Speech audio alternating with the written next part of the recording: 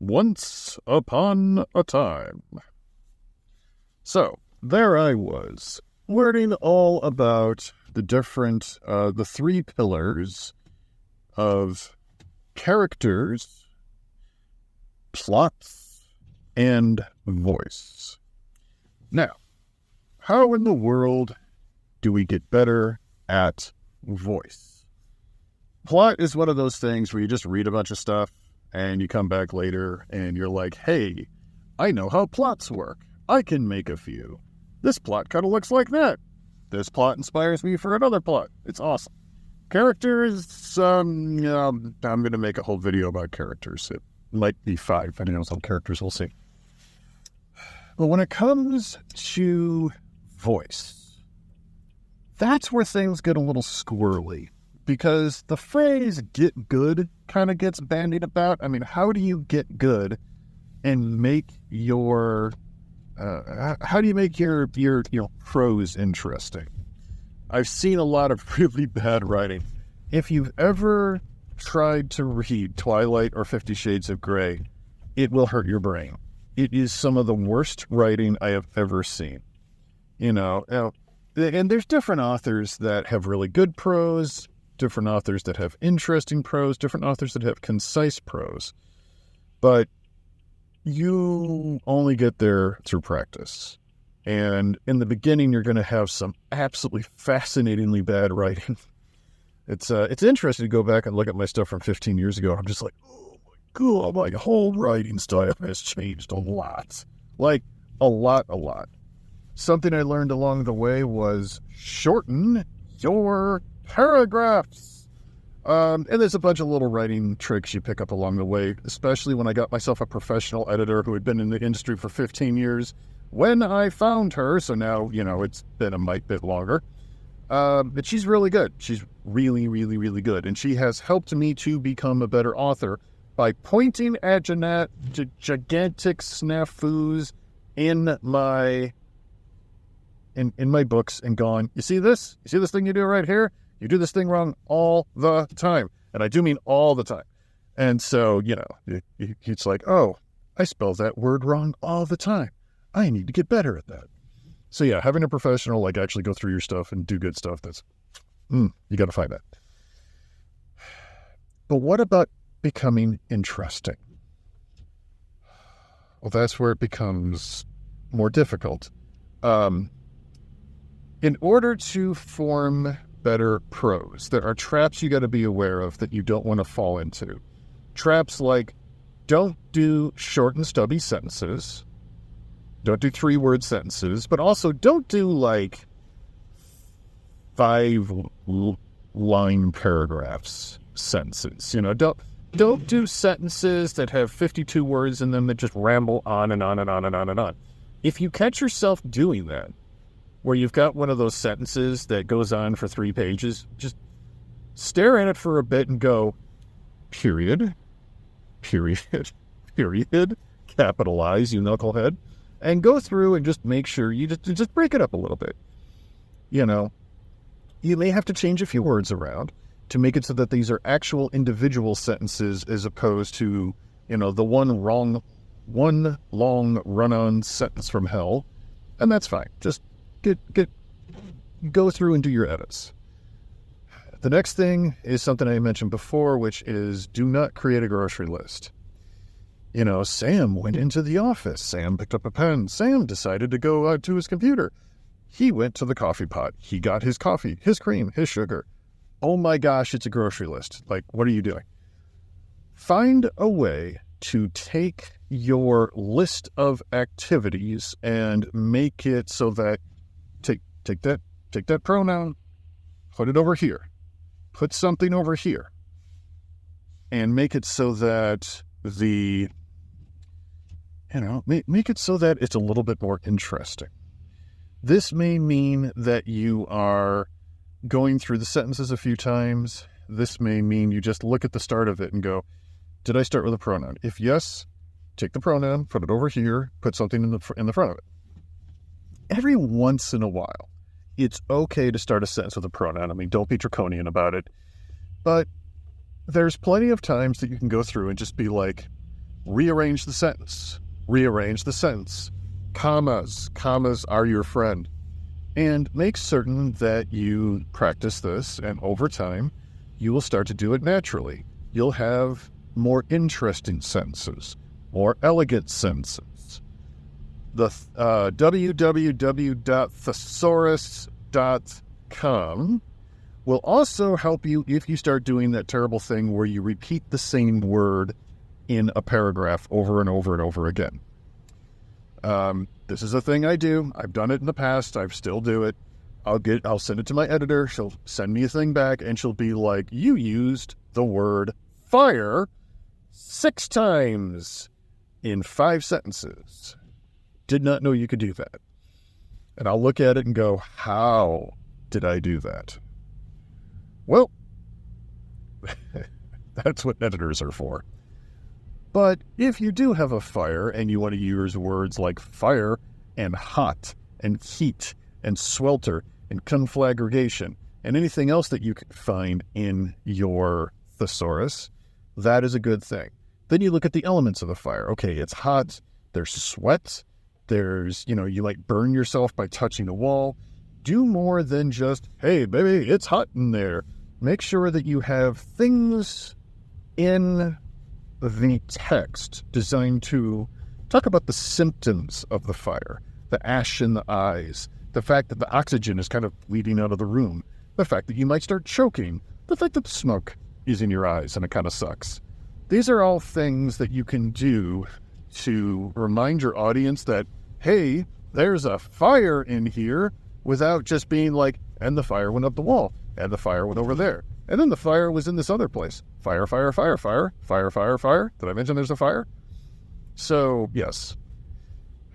Another thing you can do is find somebody whose writing style you like and try to emulate it. Now, in the land of audiobooks, it's both... That's getting loud. In the land of audiobooks, it is both easier and harder to do that. Some of us are a little bit more visual than others. I definitely have to occasionally pick a book up and physically look at its pages and be like, is this a thing that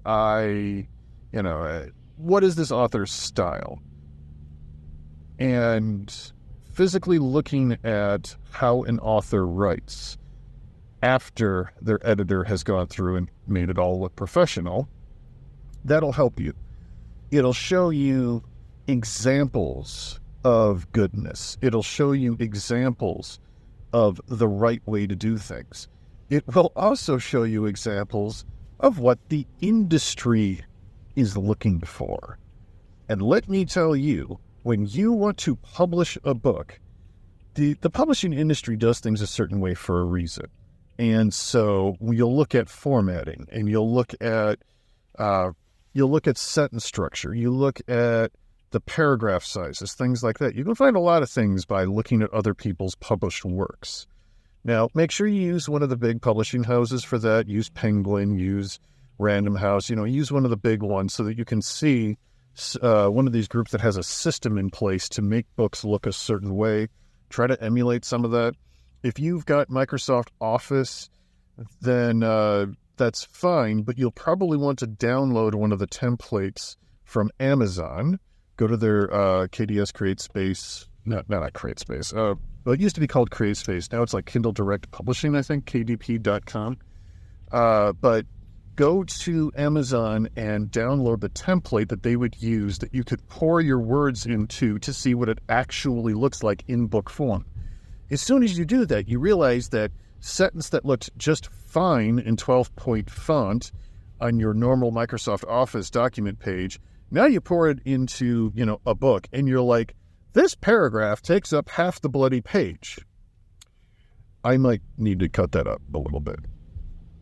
And so that is how you can actually look at how it sits on the page. And you'll also know how many pages it is. Funny story on that. So, my very first book that I ever finished was the first Little Red Wolf book, A Wolf in Sheep's Clothing. Now, I had never written a book before. I had never finished a book, that's for sure. I'd been working on this baby for I worked on the first book for 2 years and it went nowhere. I finally, after another 2 years, finished the Little Red Wolf book. And it was about 112,000 words, which is a lot, by the way. Well, I handed it over to the publishing company I was working with at the time, and they looked at it and they were like, well, your book is a little bigger than we normally like. We want these coffee shop books that are maybe, 150, 200 pages, 150 pages, something like that, something nice and small and compact. And so they workshopped my book and they made it into 267 page book. Okay. So I was like, oh, wow, 267 pages, that's it? That's 112,000 words? That's a bunch. Okay, I guess I need to make bigger books. Well, eventually I was no longer working for that publishing company anymore. I made my own publishing company, bought the rights to my book back, and I decided to, take it on by myself. I then took the template that Amazon used that had a recommended size of print, a recommended spacing between words, made it easier to read. I put exactly the same book into that template and it came out to be 400 pages. Why was it like that? Because I wasn't worried about the physical book size. I wanted it to be legible. Later on, I changed my formatting again to increase the size of the words and things like that, or the size of the physical letters on the page, because I discovered that most of the people reading physical books were over the age of 40, like me. And so this funny thing happens when you hit the age of 40 is you start to go blind. It's very obnoxious, but there it is. I mean, it happened to my father, it happened to my mother, it's happening to me right now. It's a lot of fun. And you need the bigger words to see what the heck is on the bloody page. All them kids out there, they'll get the Kindle, they'll get an ebook, it'll be fine. And most people will also want an audiobook, which is the other format that I've been doing. So yeah, I think I've gotten really far away from voice. But also I kind of haven't.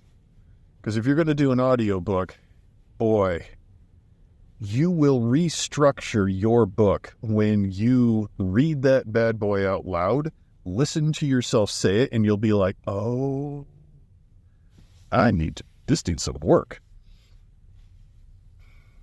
So yeah, those are all things you can learn.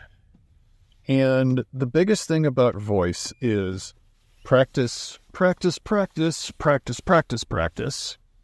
Like, seriously, voice takes time. It is probably the hardest part to get good at.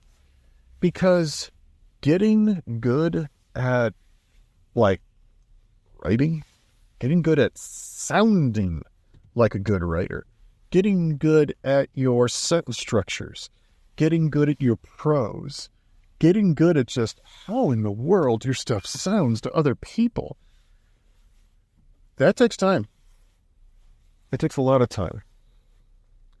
It takes other people with the skills to tell you that is good, that is not good. It takes the courage to go out there and find a way to put yourself in front of an audience. It takes time and rejection.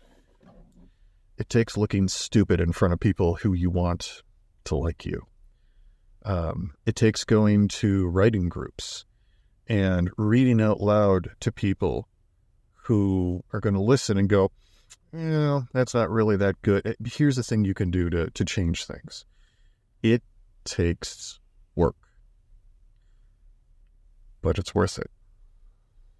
And the better you get at your prose, the better you get at your sentence structures, the better you get at making your books sound good and professional, well, audiences will forgive a lot if you just sound like you know what you're talking about. So, until next time.